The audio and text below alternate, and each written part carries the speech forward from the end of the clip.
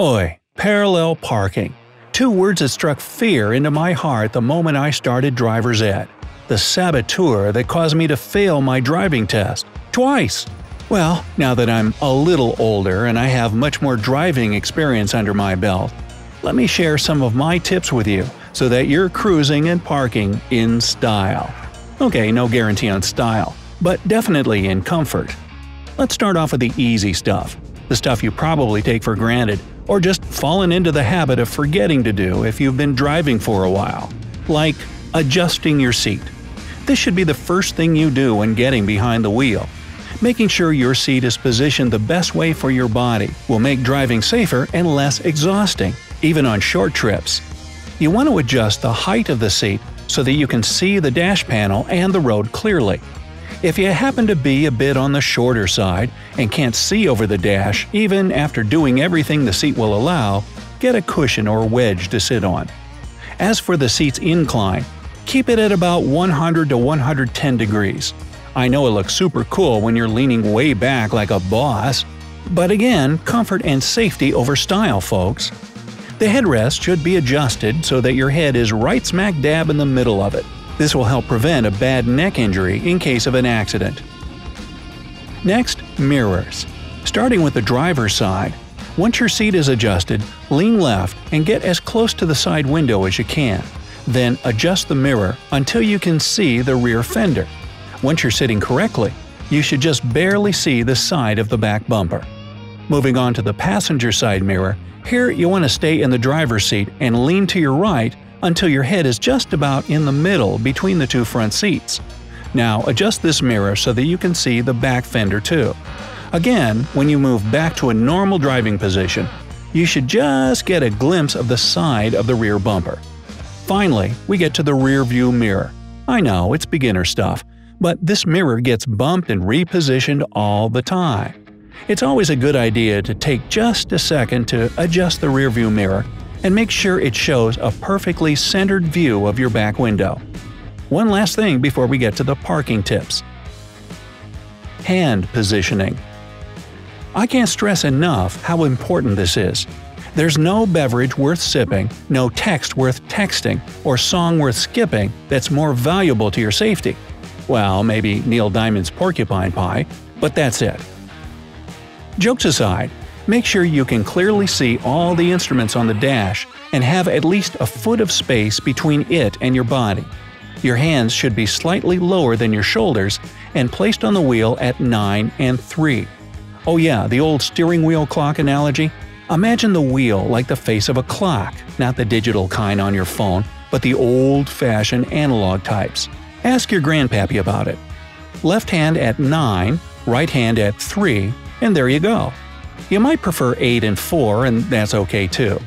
Just remember that the old 10 and 2 position they used to teach is no longer the go-to, because in the event of an accident, the airbag can send your hand shooting right into your face. And what sounds like the most epic facepalm ever is pretty serious. You can break bones. Alright, Brightsiders, on to parking. Cue the horror music. Okay, before we get to the ultimate challenge of parallel parking, let's start with 45-degree parking. You need this trick whenever you pull into a parking lot and the spots are kinda slanted, hence the whole 45-degree thing. First, make sure you're going down the aisle the right way. The spots should be slanted down toward you, not away from you.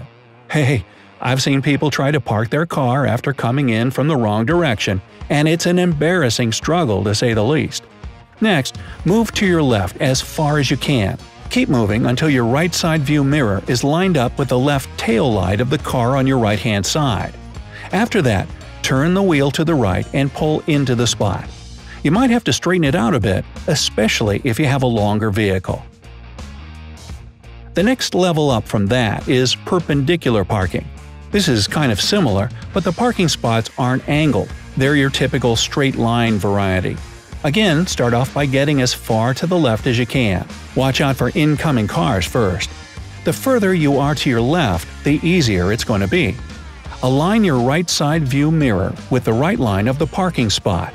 Then cut the wheel to the right and pull in. Turn the steering wheel to the left and straighten the car. If you follow the right mirror with right line trick, you shouldn't have to back up and straighten the car out too much.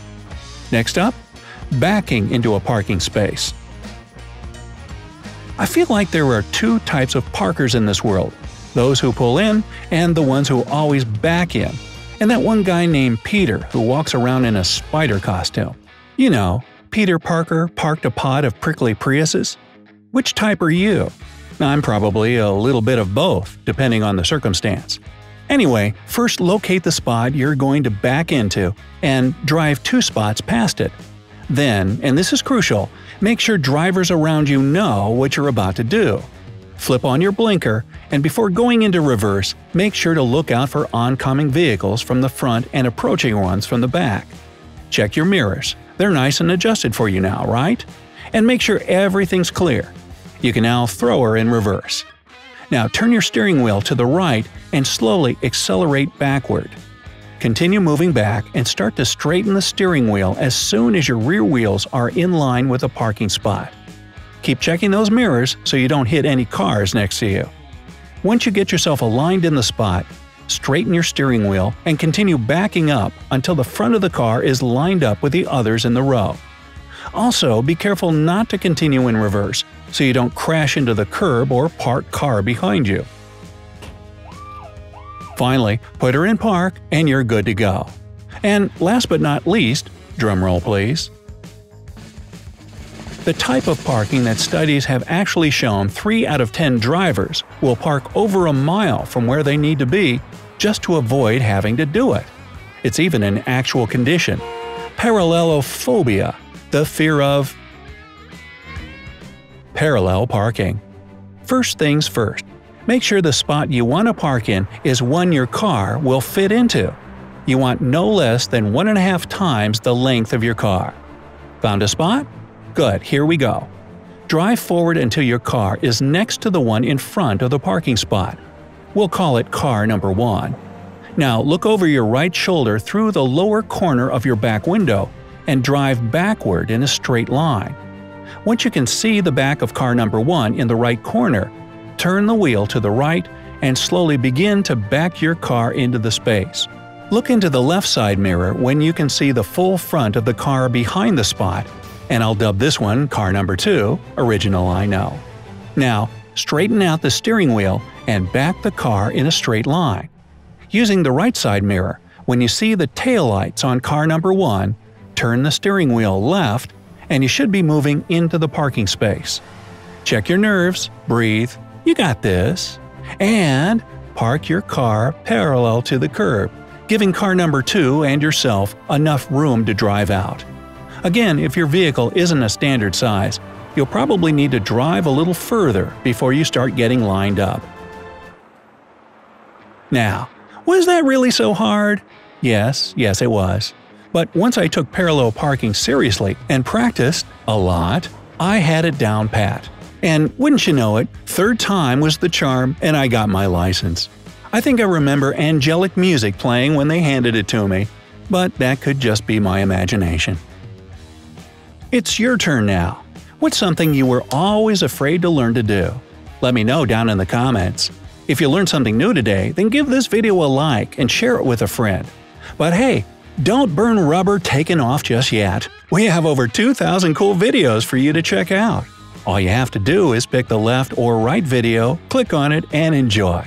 Park yourself on the bright side of life.